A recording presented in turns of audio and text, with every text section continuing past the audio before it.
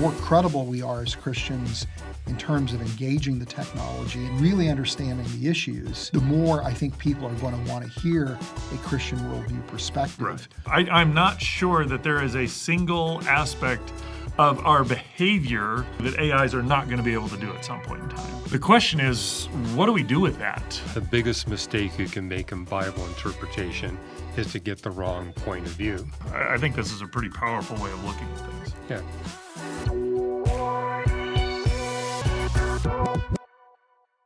Welcome, everybody, to the latest episode of Star Cells and God. This is the podcast where we explore how the latest discoveries in science provide evidence for God's existence, the reliability of Scripture, and the credibility of the Christian worldview. My name is Rana. I am a biochemist and a Christian apologist, and I work for an organization called Reasons to Believe. I'm joined in studio today by two regular participants in Star Cells and God, Dr. Jeff Zweerink, who is an astrophysicist and a Christian apologist, and Hugh Ross, an astronomer, astrophysicist, a Christian apologist, and of course, the founder of Reasons to Believe. And we're here to celebrate a special episode. This is the 100th episode of Star Cells and God, which is hard to believe. And so we're just going to have a little bit of fun today, talking initially about just what is our experience with Star Cells and God, and what do we think, about the podcast, and then we'll do something special today in terms of the programming for the podcast that I think you all are going to enjoy. So maybe I'll start with you, Hugh. What do you think about when you think about Star Cells and God? Why is it? What do you enjoy about the podcast? Well, if you recall, I was very excited about us launching the thing because I thought it'd be great if we could have a video program that alerts people to the latest scientific evidences that gives us a stronger case for the Christian faith. I love the fact that we're demonstrating the principle you see in Psalm and Job, that the more we learn about nature, the more evidence we gain for the supernatural handiwork of God. Yeah. And it's just great to be able to do that week by week. Yeah. Jeff? I think what I enjoy is that it's more conversational than most anything we do. And what I mean by that is not that we just get to sit around and yak, which is fun in and of itself, but that instead of it's like, here's the lead, here's the thing, and just like kind of this tight, here's the argument, go use it. It's a chance to, when you're talking about some sort of biochemistry or fossil find, just to kind of explore what it means, ask my questions so that now I can go use it afterwards. And hopefully by me asking you the questions, I'm helping the user or the listener get a better understanding. So it's not just, Fuzz talked about this cool thing, but Fuzz was talking about this. Here's what I find interesting. And so now you're hopefully equipping the user to be able to, or the listener to be able to use it as well. Yeah. Well, and what I like about the program, of course, all of those things that you both have mentioned, is that it's also a great way for us to have conversations with people who are leaders in the science faith arena, who aren't part of RTB formally, and who might even have differing perspectives than us on particular issues. But it's a great way to have those conversations, to look for places where we do find common ground, where do we differ and why do we differ. Right. So it's a great way, I think, to educate the listener. But also it's a wonderful platform for us to feature our scholar community members. There are many episodes where we have special guests who are part of our scholar community at Reasons to Believe. And so it's fun, I think, for us to hear from them and hopefully for the listeners to hear from them too. Well, I also enjoy the opportunity to integrate.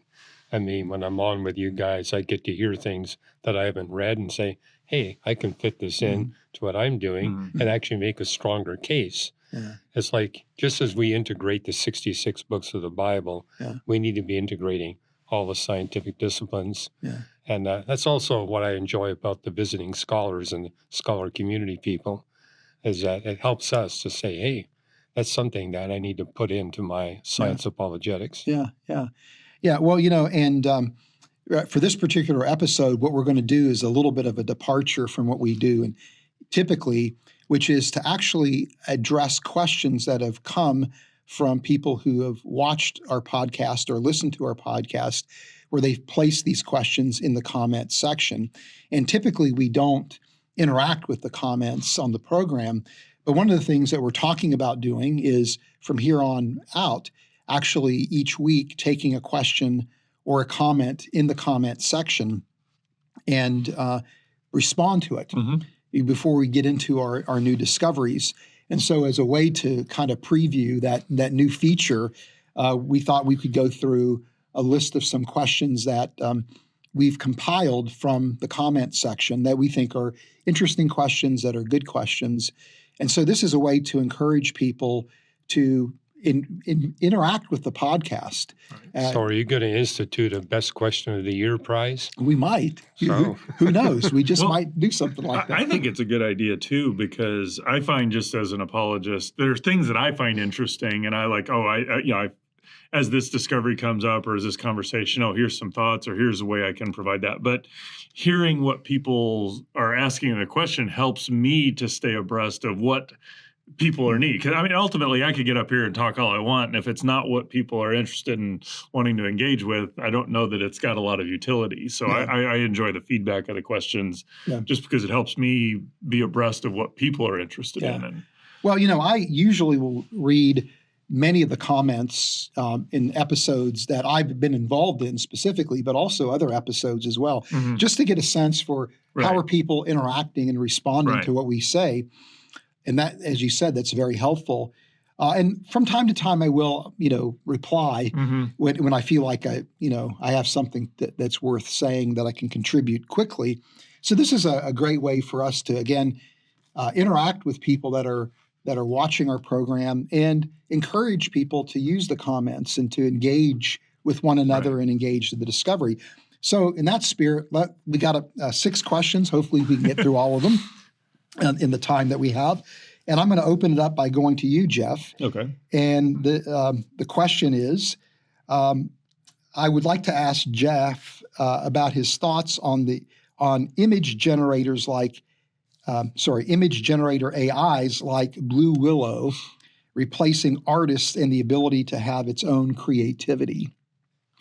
Yeah, I think this is an interesting aspect of what AIs are going to do, because and the way I would put it in a bigger context of I was reading, I think, Max Tegmark's book. I think it's called Life 3.0, where he's talking about artificial intelligence. And he gives this picture of what he thinks AI is going to do or how to think about it. It's like, imagine this kind of landscape where there are mountains and valleys, and, some of the higher mountains are like doing science and composing music and art and things like that. And he just kind of sees the AI being the water that slowly grows and can fill up all of that and do all of the different activities. And as I've looked at it, I think that's a reasonably good picture. I can't see any reason why AI can't do almost everything that humans do. The distinction I would make is that AIs can perform can do the tasks that humans do, but there's something that humans bring into that, which is a consciousness, awareness, spirituality, whatever the terminology we're going to put on it. And I was just thinking back. I think this flows out of the conversation I was having with Josh Swamidas about AI, and there we were talking about natural language processing. And for the longest time, there was this thought that natural language the talking that we do flows out of us being created in God's image, that it's a sign of our spiritual nature, if you will. And so the fact that we've got AIs that can do natural language processing but don't have the soul, that was quite startling to find out. But nonetheless, AIs can do that. You go interact with ChatGPT, and it is interacting. It's responding. I hesitate. I never use the term conversation, because conversation implies that we're doing more than just talking when we're conversing. There's something about our soulish nature that is interacting there, and so I want to avoid that. Attributing some sort of consciousness to these AIs, but the fact that we can do that, and eventually it just continues to get better, and that's a pretty generic feature of AIs, that once it can accomplish human level, it tends to get better than us. And so I think I'm not sure that there is a single aspect of our behavior or a task that we do that AIs are not going to be able to do at some point in time. The question is, what do we do with that? At some level, it's not such a big deal because AIs like Blue Willow, that's, doing what artists can do and generating images.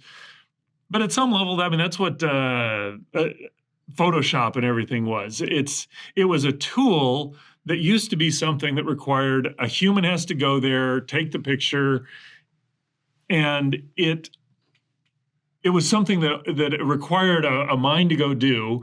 And once because seeing was believing. Once you see the picture, oh, that happened. But now, in the age of Photoshop, our interaction with images is just very different. If you go back 40 years ago, before Photoshop was around, if you saw a picture, that was something that actually existed. Somebody was there. It's apart from the artists that could do weird things with being able to take photographs and alter them afterwards. There was this very exclusive group could do that. Now, I see a picture on the internet and I'm like, it's a crapshoot whether it was actually a real image or something that somebody's generated. And so seeing is no longer believing anymore. The photo is no longer just because I've got a photo means that it actually happened. And so we developed technology that could replicate something that only humans could do.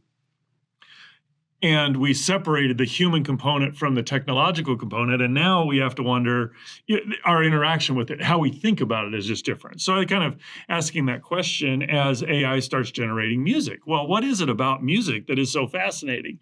Is it just the words and the composition? Or is it the fact that there's a connection that I have to the artist because they're evoking an emotion in me that reminds me of something I saw or draws me into worshiping God or. Well, it doesn't surprise me that you can develop AIs that will generate an image or generate a piece of music and even perform and compose and do all the aspects of it. Those are just tasks at some level. But there's an algorithm to doing them, quite honestly. And that's what I've seems to be the distinction between what AIs can do and what humans can do is that if there's an algorithm to what I do, you can find an AI to do it. AIs are very good at implementing algorithms, and I use algorithms in a very broad sense there. But now you have to ask the question, okay, so what is it that you're going to do? And one of the things that I've found, the research shows, a very interesting study of research where they went and looked at lottery winners, where they looked at them a year later and just kind of asked how they're doing, or, level of happiness, stuff like that. And what was interesting is almost uniformly, a year after winning the lottery, the people were just as happy. Most of the time, they were just as happy as they were before winning the lottery. But the activities that they used to do, they no longer enjoyed as much because their winnings allowed them to do more stuff. And so that's kind of what I worry about with, as humans, what are we going to do with this? We think, oh, now it'd be so great. I can generate an image that does that. But a lot of times what I enjoy about the things that I've enjoyed the most are often the most challenging and most difficult for me to do.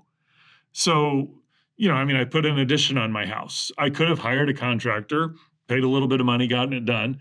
But part of my enjoyment is it's like I actually did the work. I learned how to do new skills. And so if I could just go say, hey, Blue Willow, generate this image for me, it's still going to be a stunning image, but it's going to miss some of that worship, emotional, and other things in there. And so that's my concern about it. I think we're going to see AIs doing this. We're already seeing AIs do this, so it's not a new thing. They're going to get better and better at it, but I wonder as humans, what's that going to do to our enjoyment of what we see? Am I going to look at a beautiful painting and say, oh, an AI generated that, that's cool? Or am I going to look at something that Picasso painted and like, oh, that is stunning? I wonder about that aspect of it. Well, when you talk about things like, people telling stories, or when people are writing poetry or making music or making art, it's coming from their experience as human beings, right? There's a creativity, but it's not a creativity in a vacuum, right? It's a creativity that flows out of life experience, and there is a personality that's imbued in the artwork that's characteristic of the creator. Not only just the artwork, but the music or literature. It's the personality of that creator is coming out. There's also elements of imperfections that reflect that person where, when you listen to some, people that are singers, their voice isn't necessarily the best voice possible, Right. but there's a personality, there's a characteristic to the voice, that an imperfection that is winsome. And I think you're never going to be able, well, I say that now, it's hard to imagine that ever being truly replicated, because how can an AI ever experience or replicate an experience that somebody has, right? That they're not going to have the life experience. There's an expression, oh gosh, what was the name of the movie now? But Jeff Bridges played a country singer. Okay. I'm drawing a Crazy Heart or something like that. But anyway, there was an expression in the movie, the harder the life, the sweeter the song. Right. Right. And there's something about when you're writing a song, that life experience, those difficulties, those challenges, those joys come through in the lyrics, and there's a richness to them that goes beyond just simply writing the song about this experience, right? Yeah. Well, and that's I think what's going on with the AIs there is that ultimately all of these language processors, image generators, song composition, all that sort of thing, those are all predicated on having been trained on what humans have done. So it's taking the creativity of humans. In essence, humans have kind of mapped out this parameter space of what makes art, what makes music, what makes language. And then the AIs are learning that. And then in my mind, and maybe I'm wrong on this, but they're really kind of exploring areas of the parameter space within what we've seen, occasionally extrapolating beyond. And we'll call that creativity.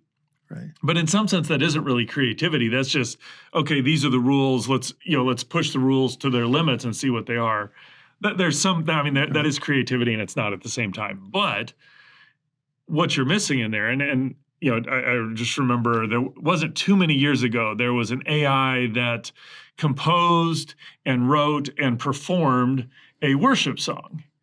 And I listened to it, and it wasn't great, but it's passable for a worship song that I see sung in many churches today. So, but it got me thinking, to your point, that there's something more than just the words and the lyrics there. It's like, is it really a worship song coming from an AI? Because if I were to write a worship song, which is a ludicrous idea if you know my musical talent, I'm expressing my worship to God by doing this. The AI is not doing that. It's looking and saying, okay, these are the strings, these are the notes that go together, this set of words plays in. It's creating an experience, but not out of its experience. It's creating something that will evoke emotions and an experience in you, but it didn't have that in and of itself. And there's something fundamentally different about that. Yeah. And I think given that AIs will do that really well, I wonder what it will do. So now I hear a song, what am I going to do with that? Because I'm going to hear top-notch music all the time. I'm going to see top-notch art all the time. When Billy comes along and generates a piece of it, it's not as good. Or I don't know what we're going to do with that. And I think we're going to lose some of our humanity and maybe even some of our human experience by doing that. I'm wondering if we need to look at AI as a subset of just technological advance. In the sense of what AI has been doing is making us more efficient, more productive, and more creative. And I like the analogy of Max Tegmark, how we're kind of filling up the valley. And so the more routine things in our life, we're able to delegate to our advancing technology in AI and focus on that, which really makes us. And so I think of artists who are using AI as like, I can do this so much faster, and I can focus on what I really like and enjoy. And so advancing AI, I think, is going to just really advance. But as you pointed out, Jeff, be careful, because what can be used for good can also be used for evil. Let me push on that just a little bit, because I don't see any reason that AI can't do science as well. You look at it, a lot of science is, even the creative part often has a lot of algorithm to it. Well, a lot of it is routine. And as a scientist, I look forward to using AI to do that routine stuff in my science so I can focus on stuff that AI can't do. So. Okay. Yeah. I'm a little less optimistic about. I think it will relegate the truly creative part to a very small fraction of people, because part of the fun of science is actually figuring out how to do the hard work of making things work. Yeah, And but so, hasn't advancing technology always done that, kind of relegated tasks to a specialized few? But the advantage is you get to actually do a whole lot more. You know, like 300 years ago, 95% of our population was employed on farms. And so you had people very capable of doing science, art, and music. They simply weren't able to do it because there was nothing to set them free to do it. So, but the flip side of that is that if you really enjoyed farming, there's only so many farmers we need at this point. And right. so the people who get to do farming are a very select group. And so I could be, well, to use I your wonder analogy, that there's a lot of people who this is what they're passionate about, but there's just no way to be lucrative doing it anymore. And so they don't get to do it. But to use your analogy, instead of hiring a contractor, it's like, I really want to do this work on my house myself. Or someone who says, it's so much cheaper to go to the grocery store and buy my vegetables, but I really want to plant my own garden. So it's like we always have the freedom to bypass the technology and do it if we enjoy it. Yeah, so then instead of going to the grocery store and paying $2.99 a pound for tomatoes, you can spend $50 a pound and grow your own. And grow your own. But then you can brag to all your neighbors, hey, I did this. And you always convince yourself it tastes better, right? Yeah. Well, it does taste better. That I'm sure of. But okay, well, any other comments, or do you feel like you're? I think we fleshed it out. I think it's fascinating technology, but I do think we ought to think, how is this forming us as humans? I think that's the big question in there. Yeah. Okay, Hugh, let me go to you with this question. The question says, I want someone at Reasons to Believe to explain in detail what God did with the plants on Earth for millions of years before the sun was finished, and for 2 million years until the insects and birds came to be. Well, Fuzz, as you introduced me as the founder of Reasons to Believe, I remember answering this question 40 years ago and just kept being asked over and over again. I figured, surely there'll come a time when everybody is satisfied and we're not going to get these questions anymore. Well, here we are. We're still getting these questions and getting them just as frequently as we did 3 and 4 decades ago. But this is why we've written so much on the subject. What is Genesis really teaching about creation? And we still have this issue of people looking at creation day 4 and concluding that God created the sun, the moon, and the stars on the 4th day. And, I like what Galileo said. The biggest mistake you can make in Bible interpretation is to get the wrong point of view. And you go to Genesis 1:2, and it talks about the Spirit of God hovering and brooding over the surface of the waters of planet Earth. It also gives us the initial conditions. It's dark at that time everywhere on the surface of the earth. The water covers the whole surface, and the earth is empty of life and unfit for life. But now the Spirit of God begins to work. And you go to the parallel account in the book of Job. I keep telling people Job 37, 38, and 39 has way more scientific details on creation than what you get in Genesis 1. And what you see in Job 38, 8, and 9 is that God had blanketed the early earth with clouds that kept the seas dark. And so with the Spirit of God on the surface of the waters, it's dark, not because there's no sun, moon, and stars. It's dark because the light of the sun, moon, and stars is not able to pass through the atmosphere of the primordial earth. In creation day 1, let there be light. This is when light from the sun, moon, and stars can pass through the atmosphere and reach the surface of the earth. This is what makes photosynthesis possible. I like what you wrote, Fuzz, how that verb for brooding has a connotation of bringing to life. And then when you get to creation day 4, it says, let there be the sun, moon, and stars so that they may serve as signs to mark seasons, days, and years. Well, who needs those signs? It's not the microbes. It's not the vegetation that God created on creation day 3. It's the animals that God will create on days 5 and 6. They need to know the position of the sun, moon, and stars in the sky, which means the atmosphere on creation day 4 went from a very thick haze where light could pass through, but you couldn't see much through the haze, to where the atmosphere became transparent. And for the first time, creatures on the surface of the earth could actually look up and see where the sun, moon, and stars are in the sky. And notice it says, let there be the sun, moon, and stars. It doesn't say that God created them. Now, I think what confuses some people, that's verse 14. You go to verse 16, and it says, so God made the sun, moon, and stars. That's how it reads in the English translation. And people get the idea, well, God made the sun, moon, and stars on the fourth day. But we need to remind people, you don't have English verb tenses in the original Hebrew. In fact, you really don't have tenses as we think of them at all. And therefore, when it talks about, so God made the sun, moon, and stars, it's really a parenthetical note. Verse 14, let them appear in the sky to mark seasons, like, seasons, days, and years. But that implies that God could have made the sun, moon, and stars at any time in the past. And evidently, he made them before creation day one. Their light becomes visible in day one.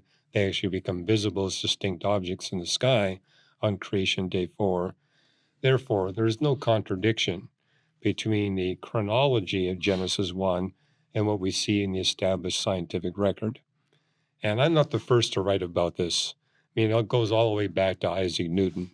So this has been around for a long time, but I'm still rather surprised at how you got skeptics, unbelievers, and even believers that look at this passage and begin to doubt whether or not the Bible is scientifically accurate. Right. Again, the frame of reference is crucial to understanding what the text is saying in terms of the details and the chronology. Yeah. Okay. Jeff, anything? Yeah, I would just say that this is one of those things. This didn't trouble me or set strongly, but the idea that it's important to look at the frame of reference, because like most people, like most people just thought, okay, we're out witnessing this from out in the heavens. And if that's true, then this is a ludicrous description. Right. But if you're on the surface of the earth, it's like, this makes complete sense. Or, right. It just flows naturally. I guess I'll say it that way. But also this idea that paying attention to the words that are used there, I think it may have stemmed back to a conversation I had with you many decades ago. But just this recognition that in the Hebrew language, there are not a lot of words compared to English. And where English uses different words to specify, or we use a different word for what's going on, that the Hebrew language uses the same word for multiple different things in the context. And so the fact that there are only a few things, the universe, some animals, and humanity that God created, everything else was something different. Let there be, God made, God. Right. That really means something there. And so when you start seeing that level of sophistication and detail in the text and you read it, it's like, it really does flow out and make sense, unless you're trying to make it make it have contradictions. It really does fit together well. I think this is a pretty powerful way of looking at things. Yeah. Okay. I'll do one that I'll address, but then you guys can jump in. And it's everybody's favorite topic, Neanderthals. Right. How do we know that humans didn't have Neanderthal DNA with us at the creation of Adam? Maybe we had Neanderthal DNA without ever having contact with Neanderthals at all. That's an interesting question, and I appreciate how that listener is thinking about this. Mm-hmm. But to me, I think that the response to that is that that's highly unlikely that we were created with quote unquote Neanderthal DNA, right? Because one, there are some African populations that don't have any Neanderthal DNA in them. It used to be the claim was that no African populations had Neanderthal DNA. We now know that there's some that do, and some of that may have been through interbreeding. Others, it may have been through back migrations of people that had Neanderthal DNA that then through introgression introduced that DNA into African people groups.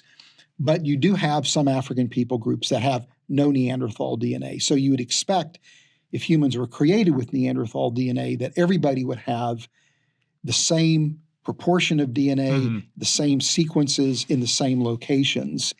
And the fact that we see people without it, and then the people that do have Neanderthal DNA actually have that DNA in different locations.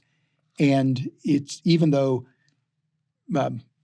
most people of Eurasian descent have about 1 to 4% Neanderthal DNA in their genome, it's not the same sequences, again, in the same location.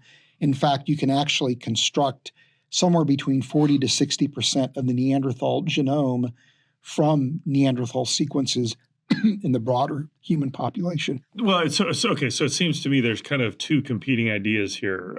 One is we see these signatures of Neanderthal DNA in the human genome. And I think that's a key point, signature of DNA, because obviously all life shares in common a lot of DNA. Right. Well, but they're okay. So These are the I'll even Neanderthal make it a little more sequences.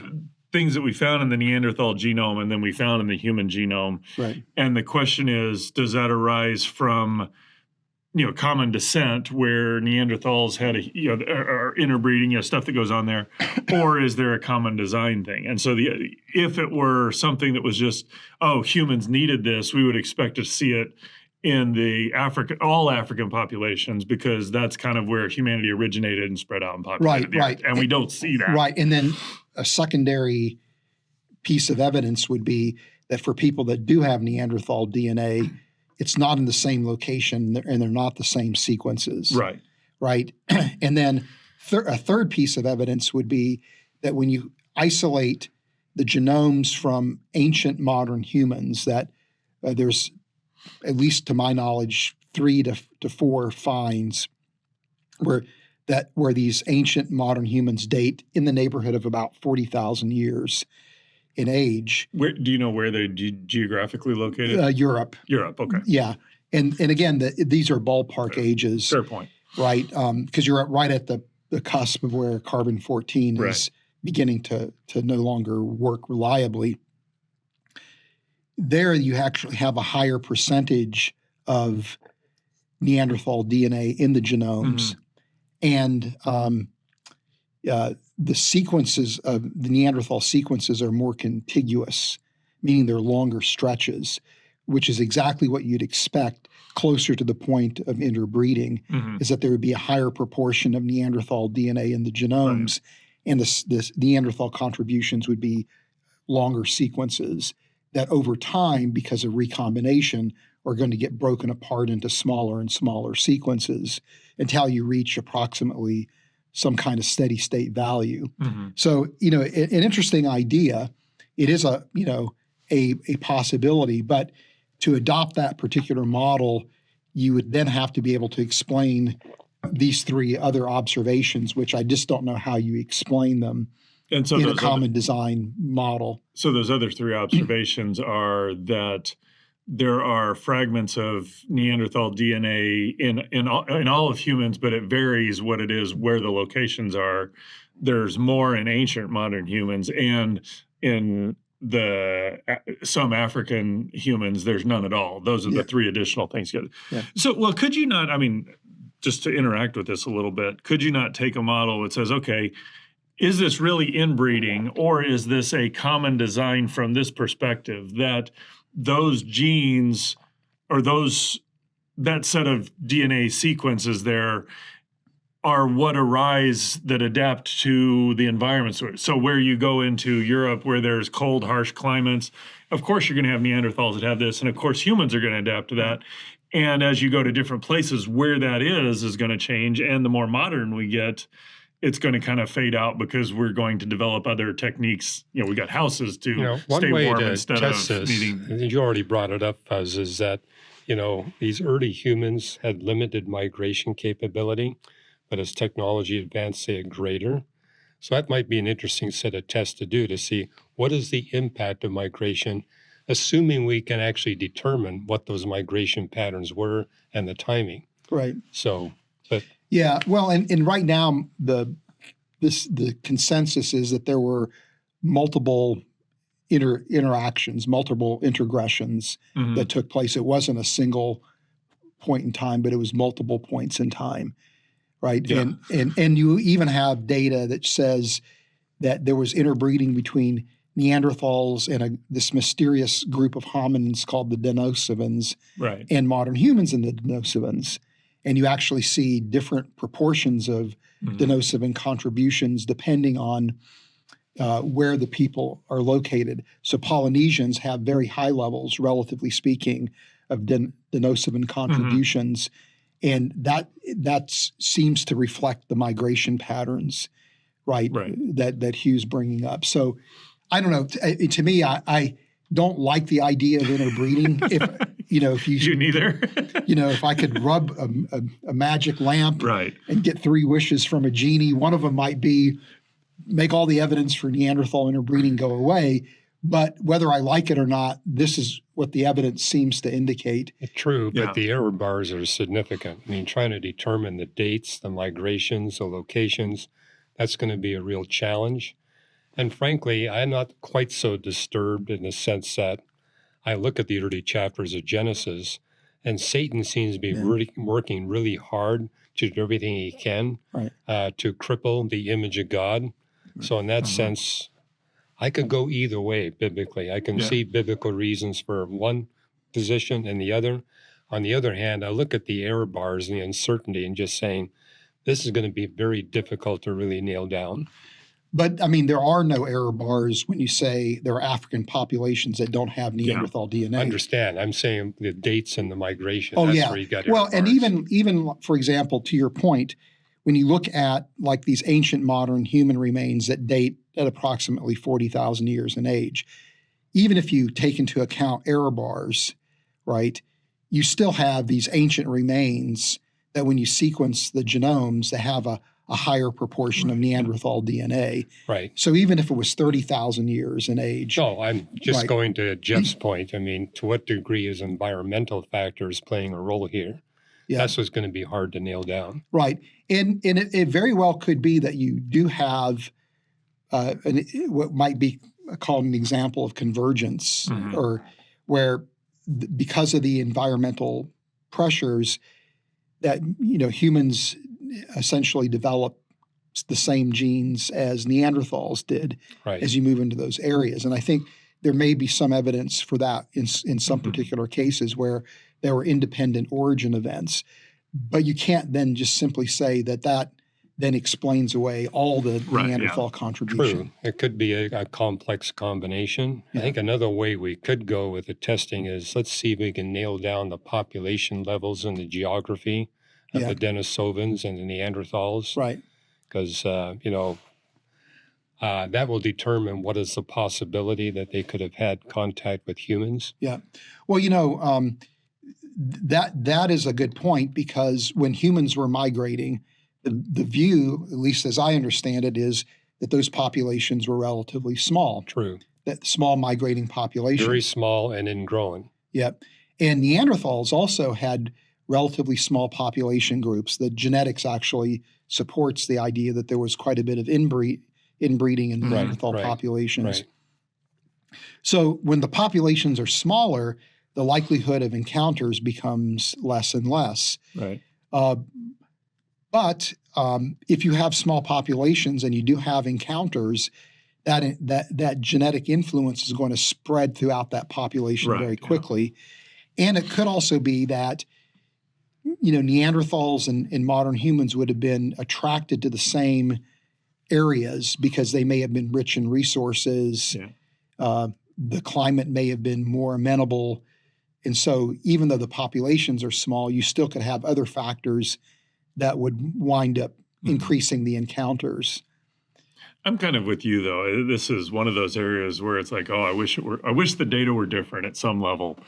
But, kind of to Hugh's point, we've had this discussion many times, it's like I look at this, and if you were to just read scripture and then somebody came along and said this, and I'm like, okay, I don't know that it doesn't surprise me. I mean, given what scripture describes going on in Genesis and even our proclivities today, it doesn't surprise me. The only thing I find really that requires a little bit of wrestling theologically is the fact that humans and Neanderthals played around. That doesn't surprise me. That behavior is consistent with what I see.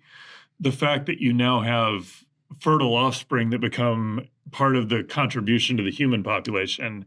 How does that work out theologically? And I think there are ways to do that. Yeah. It's not like it's out of bounds, Well, but something it is, that's the part that I wrestle with theologically. Something you've pointed out, though, Fuzz, I think will help relieve Christians is that when we do look at the DNA similarities, we can't see any role it plays in anatomy or behavior, which means that, hey, if Satan was doing everything he could to disrupt the image of God, it seems like God was countering it to ensure that the image of God remained intact. Yeah. So that, to me, I think is very comforting. Yeah. The idea that there are these Neanderthal gene deserts, Right. where there's regions in the human genome where there's just no Neanderthal contribution, and that tends to correlate with areas where you see neural development. Yeah. That makes Or sense. genes that contribute significantly to neural development. And bottom line is genetics is really complicated. Yeah. So Yeah. Okay, well, here's one. I'm trying to choose questions that'll evoke conversation. This one was based on a show that I think you and I did together, Hugh, about chimpanzees engaging in tactical behavior, where they would go to higher grounds and listen when they were near the border region of different territories to determine whether or not people of the opposite, or the chimps of the opposite group were nearby. And they would foray into the territory or the borderlands if they could determine from sound that they were further away. And so this question is, why couldn't these animals, chimps, have learned these seemingly tactical capabilities by watching humans, knowing that there are more intelligent creatures than themselves? God implanted that respect in them from the start, so says Scripture, right? So yeah, interesting question. And you do see good evidence for that, but it's only where you see the animal emotionally bonded to a human being. Yeah. Where you got a wild animal simply observing human behavior, you really don't see any advantage over the animals that don't see human behavior. Yeah. But if a human makes a pet out of the animal and begins to train him, then you see a significant difference. Yeah. And these observations were made over a significant period of time, where the researchers would go into these territories of the chimps, and the chimps would become acclimated to them, right? So that they become almost part of the background, right? But they were background. They So the chimps were not observing humans engaged in tactical behavior. They were, essentially basically tolerating us. Yes. Yeah. They were tolerating the observers, and they were carrying on. So you're making the assumption that the presence of the observers is having no impact on the chimp's behavior, and the researchers are motivated towards that end to be very careful, about that. So not to disrupt. The chimps would have not had an opportunity to observe humans engaged in that behavior. But I do remember watching, a Nova or something, and there may be details that are wrong, but the basic idea was there are these birds that would see humans. A human would come in and scare the birds, and what they were looking for, the birds would actually communicate that behavior or communicate that to their offspring. And even though the offspring had never seen, when that person came in again, they would be startled. Right. So it does seem like there's learning or whatever that's going on. It doesn't surprise me that chimps would learn and see these things and then start replicating them, even if it's not, whether there's a human bond there or not. It seems like they would be doing that because they are pretty intelligent animals. Yeah, there is evidence that chimps in different regions of Africa have different cultures, quote unquote cultures, where there's clearly things that they've learned that they transmit to subsequent generations, and that their behaviors are different, again, from chimp group to chimp group. And so this is presumably learned behavior that then is transmitted or taught to subsequent generations. For example, what I observed in going to India is that the monkeys there train their offspring. Humans put food in refrigerators. This is how you find the refrigerators in the home. This is how you open them. But that's quite different than, say, training monkeys to do tricks that wild monkeys can't do, or to do behaviors they can't do. It's all motivated. Hey, this is an easy meal. Just go into this house, look for something big and white, open the door, and you can have a feast. But I mean, so I guess I'm curious, what's the concern with the question there? Because if whether there's three parts to human nature, or there's a soulish nature that humans have that has a spiritual capability, and there are soulish natures that creatures have, the social, or the soulish nature that leads to that social interaction seems like this behavior would just kind of flow out of that. I mean, if you're social creatures, figuring out how your social impinges on other social creatures, this just seems kind of natural behavior that would develop there. So Well, let me throw for others here. What's the problem, or what's the struggle that somebody's having with these creatures, knowing that having these abilities? Okay, it's what I see in the Bible's passages on the higher animals. When they're bonded to us, they outperform their wild cousins. Likewise, when we're bonded to a higher being, we outperform our wild cousins. And the degree of the bond determines the degree to which we outperform. Fair. And so if this wild animal has no emotional bond with us at all, like the example you're giving, it's just a human observing in a wild forest, and the chimpanzee basically treats the human like a tree. The bond there is so minimal that we wouldn't expect any improvement in the chimp behavior. On the other hand, if those humans are saying, hey, looks like that chimp is hungry or is wounded, and they begin to feed the chimp or basically heal the wound, now you've got a bond developing. And in that context, I would anticipate that the chimp behavior would improve. Or if the chimp becomes a pet. And we've all seen video clips of what pet chimps can do. It's amazing what they can do. And their wild cousins don't perform at that level. But to me, that's a lesson for us, is that the same thing applies to us. But I think part of the concern that this questioner is raising is, are these creatures different in degree or kind from us? Okay. Right? And so the idea would be, boy, if chimps could engage in tactical behavior, Tactical meaning, here's this strategy arena, how do we go straight? So in other words, they're recording information about their environment, and then they're responding, they're developing a response that depends upon the information they gather. Right. So the idea would be these two chimp groups, chimps have territories, and the groups will be essentially competing, and they're combative with each other. And so as you get to these ill-defined border areas, and the chimps want to go and forage into the other area, they will climb to higher elevations and sit quietly and listen. Right. And depending on the sound and where the sound is coming from and the intensity of the sound, they can determine what is the approximate number of chimps, how close are they, and if they are close and there's a large number, they won't go into the territory.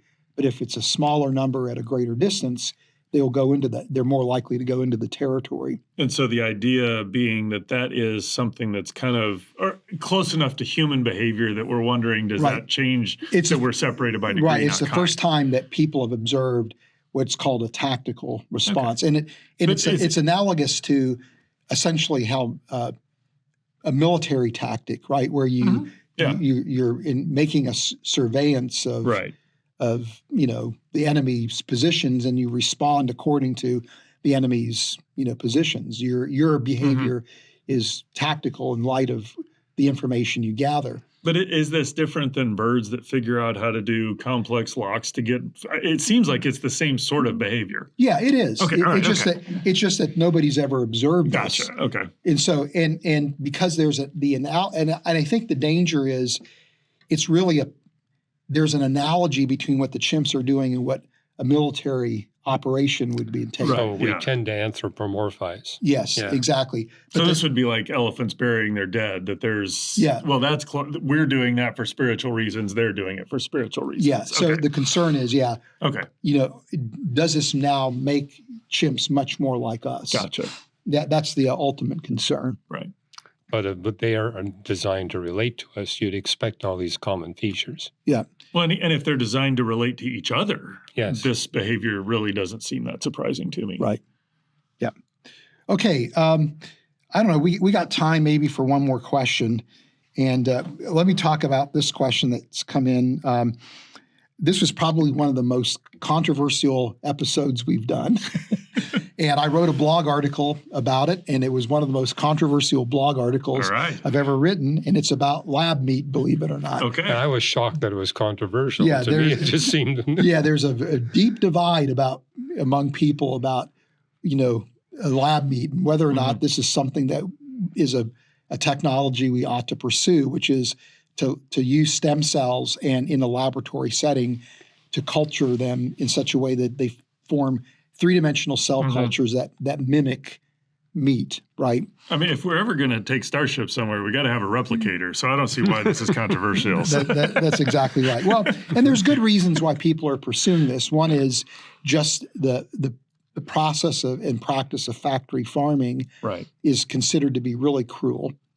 And there's such a growing demand for meat around the world as the developing world is improving its standard of living. More and more people are consuming meat. There's no way we're going to supply the world's demand for meat using animal agriculture at this point. And so you have the issue of not being able to supply the world's demand, B, the cruelty of animal agriculture, at least factory farming. And you could maybe go to more humane ways of farming these animals, but that's not going to provide you with the volume of meat that you need. And then the environmental impact, which is debatable, whether lab meat is actually better for the environment than animal agriculture, but nevertheless, that's part of the motivation. Then there's a health issue. Lab meat potentially could be healthier than meat. Yeah. And that's really what this question is about is, how will lab meat get the vitamins, some of which we may not know yet, that are found in pasture-raised meat? Goats, sheep, for example, get, for instance, vitamin K1 from the plants they eat and convert it into vitamin K2. Right. And so, I mean, that's a legitimate question that's fair because, as Hugh's saying, I would argue that lab meat is probably overall healthier than meat that we would gain through normal agricultural practices, in part because part of factory farming is feeding these animals that live in close proximity to each other antibiotics, which not only increase the meat mass in these animals, but also prevents the spread of infection, but which means you're getting antibiotics into the environment, which may contribute to antibiotic-resistant bacteria, and you're consuming, antibiotics. Plus, when you are butchering the meat, the intestinal contents are often exposed to the meat itself, which makes you much more vulnerable to pathogens with meat that's produced through animal agriculture, both of which would be non-issues in lab meat. And you can do fun things like through genetic engineering of the stem cells, get the lab meat to produce different types of fats, for example, than what you typically get in meat, which could make it healthiher. Or even different flavors. What was the controversy that surrounded this? Well, or how did it come up, I guess? The people generally feel like it's unnatural. Okay. And it's going against God's plan. All right. And so, I would actually take the position that that this falls under our purview of having dominion over the creation, and that that if we can utilize technology to be able to promote human flourishing by caring for the environment, if we do a better job of caring for the environment, that promotes human flourishing. By being able to provide people with nutritious food, that's promoting human flourishing, and it's minimizing cruelty to animals. So from a biblical mandate, I see that as being completely compatible with the commands God's given us as image bearers, and it falls under our dominion. So, well, this actually, to me, relates to the question we were talking about artificial intelligence, is that I could see having this same discussion. I don't know what the time scale was, but where we started saying, hey, if we introduce pesticides, that or that's not the word you use, pesticide. herbicide, whatever it is that you're, the things that you're introducing to keep diseases and everything's down. Well, we're able to provide more meat, so this is we're increasing human flourishing. The challenge is that as we pursued that, we've gone to excess and caused other problems with that. My question with this would be, it's like, okay, yeah, it solves some of the excesses we've done, but I'm sure there are equal excesses in this. The question, what sorts of concerns do you see of how we could misuse this, and what should we be looking at as we go forward? Because I think these are legitimate questions. Mm-hmm. There's nutritional aspects that we need to make sure, and it seems to me, if I'm listening to you, those are solvable problems. Yeah. Correct? Yeah. Okay. Yeah, because you could just simply add the micronutrients that are missing from lab meat that would be present in meat coming from conventional sources. Or even if you use a combination where you get to an economy where, say, 80% of your meat is lab grown and 20% is natural, that might be a cheap way of solving the problem. Well, I mean, and another approach would be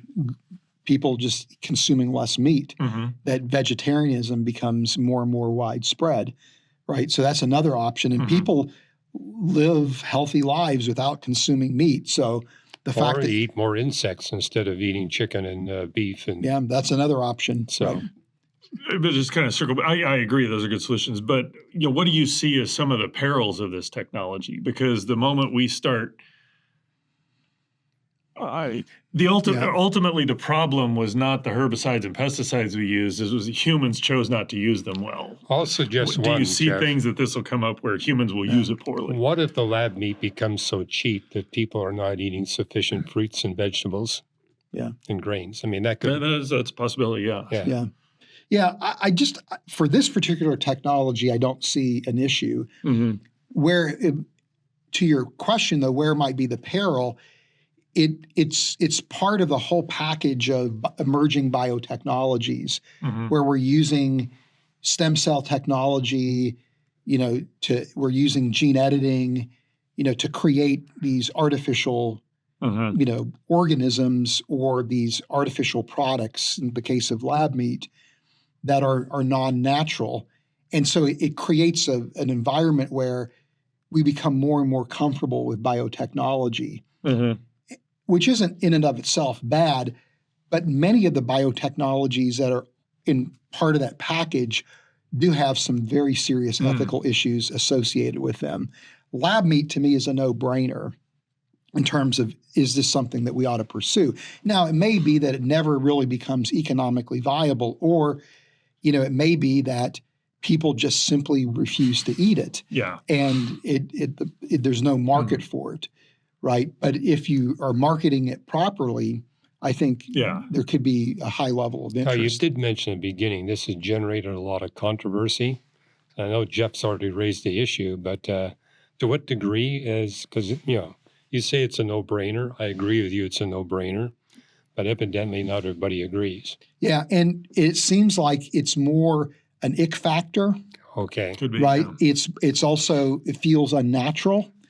Right. And so the people that were the most vocal in terms of their criticism of this were people that were Christians that saw this as contrary to God's plan.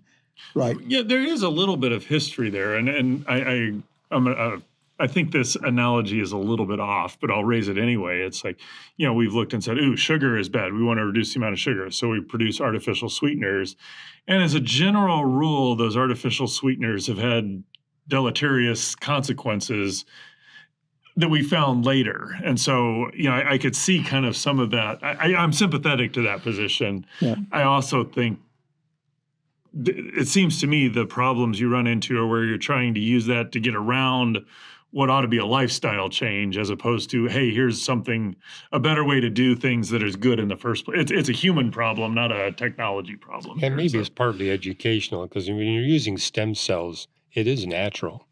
So this isn't something that's... That's a good point. Yeah, it's and you're trying to mimic in the laboratory the different forces and processes that these stem cells would be exposed to when they would develop in muscle tissue. Right. So it's, there's a natural element to it, as Hugh points out, that, this is, yeah. Mm-hmm. Yeah, I see stuff like this, and the idea that you can grow lab meat. This seems to me very different from the Incredible Burgers, which are you make plants that taste.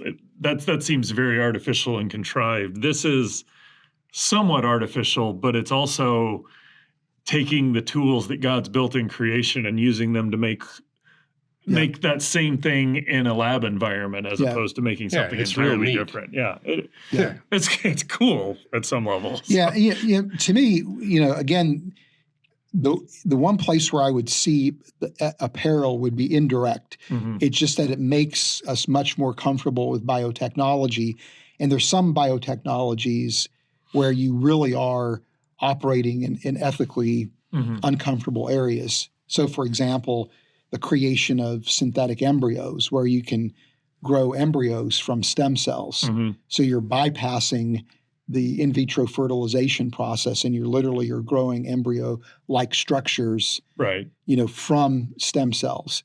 And now you have these entities that have an unclear moral status. Yeah. To the point where even Nature magazine suggested a moratorium on the generation of synthetic embryos, because for them to be useful as research tools, which is the primary motivation for doing them, right? Which is good because it means that, hey, we're wanting to learn about embryonic growth and development, but we respect the fact that an embryo has some kind of moral status. Even if you are not a pro-lifer, people still feel like the embryo has some kind of status that is distinct or unique, that needs to be protected. So the motivation is good. Hey, we can learn about embryonic development without creating embryos. But for it to be useful, they have to be increasingly more and more like embryos, to the point where what if they become virtually indistinguishable, at least by any kind of criteria that we would use? What is their moral status? And so Nature magazine even said, look, we can't do this. Right. This there needs to be a moratorium on this, even though the motivations, I think, are genuine for the people that are doing this work. But the more that we are comfortable with biotechnology, the less arresting those kinds of research projects become. Right. That's a good point. It's like you kind of become familiar or comfortable with the consequences or whatever, and it, instead of creating embryos being startling, it's like, yeah, of course that's what happens. Which is that I agree. That's a peril that we need to watch out for. Yeah, but but we're living in a world where these advances are happening at a pretty fast pace. I can't imagine how anybody can really truly keep up with all the advances that are happening. They're happening so rapidly, on so many fronts. I mean, it's similar to AI, right? With the large language models. Now suddenly, with that approach to AI technology, the advances are just increasing exponentially. So how do you keep up with something like that? Well, and even the flip side, you couldn't declare a moratorium on AI research even if you wanted to, because there are enough players, either countries that will just say, oh, we're not going to do this, or even within the country, people will just say, we're going to make it happen anyway. So at some point it takes on a life of its own and it's impossible to stop. Yeah. I could see that being a concern we have to face. So the question is, we can't really condemn it. Yeah. We've got to engage it. And I think the Christian worldview has a lot of really good input into how technology should be developed and how it should be deployed. And the more credible we are as Christians in terms of engaging the technology and really understanding the technology and really understanding the issues, the more I think people are going to want to hear a Christian worldview perspective, as this technology is progressing. But if we come off as being Luddites or bio-Luddites, people are just going to write off anything we have to say. This is something in the church I think we need to have more discussions around stuff like this, because they're not simple issues. And I could even see places where Christians could legitimately just disagree on what the correct approach is. And it may be that some Christians go this way.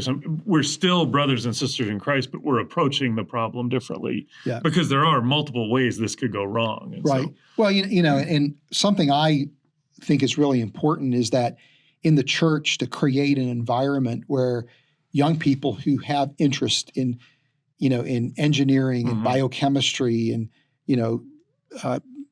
medicine, right, or computer science, to really encourage them to actually go into these fields as Christians, where this is part of their mission field. This is their ministry. This is their calling, right? Where they're able to influence in a way that people outside those disciplines, even though they may have something important to say, could never truly influence. That's a good point.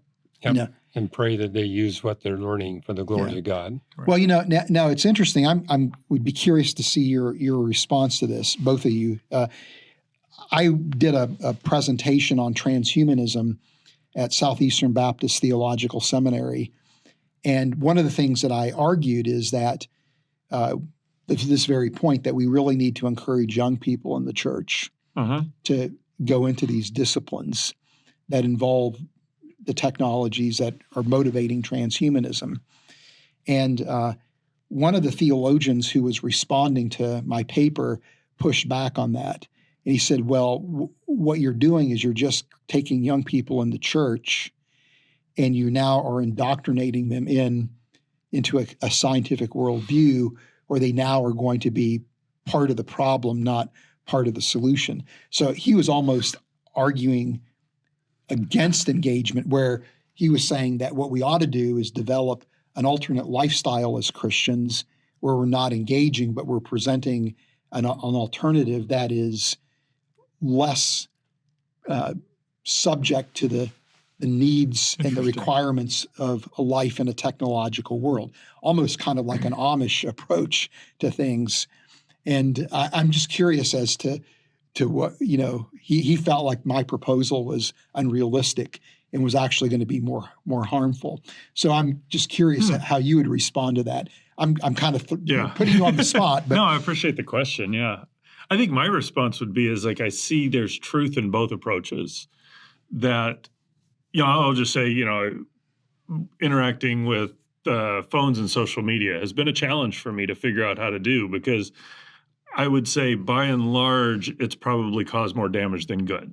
That doesn't mean that the technology can't be used for good, but the environment in which it is developed has been somewhat I think has caused more damage than good.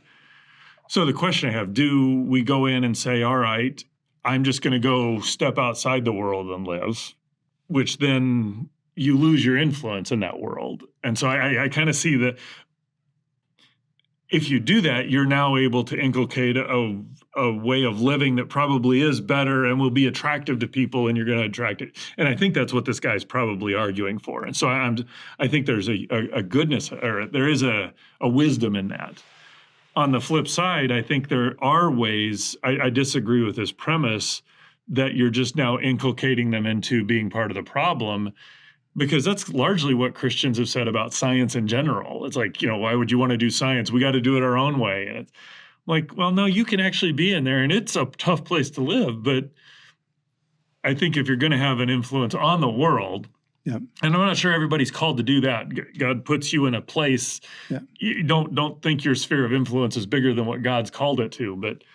But I do think if we disengage, that does have big consequences. And so I think there's wisdom in both. And I think that's where, how are we forming people in the church? Because as people are well formed in their Christian, who they are as Christians, they can go engage those in a way that isn't damaging, and so they can be a solution or a help instead of just exacerbating the problem. Well, to your point about it, the better job we do at forming people's Christian character, the more likely they're going to be able to use technology as opposed to having technology use them. That is very well stated. Right. Yeah, I agree wholeheartedly. Hugh, I'm just curious if you want to weigh in on this. Yeah, I'm thinking I was 34 years of age, and a teacher I had for just 6 weeks in grade 1, contacted my parents and said, hey, I want to have tea with Hugh.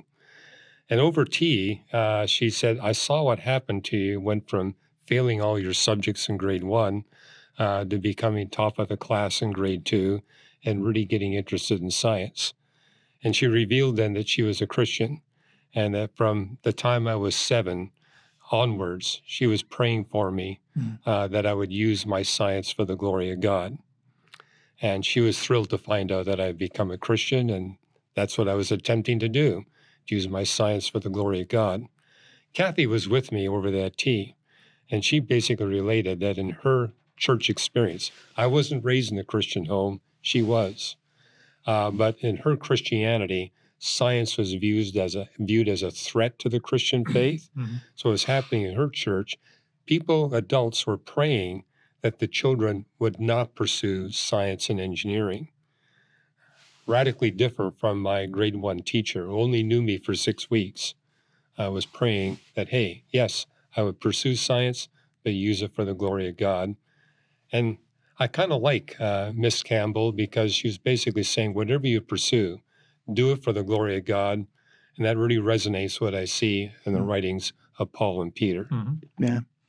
Well, I think on that note, we probably couldn't do a better job of closing the show. So thank you two for doing this. And I think, what we're going to be doing in the future is taking questions from viewers, as part of our programming for Star Cells and God.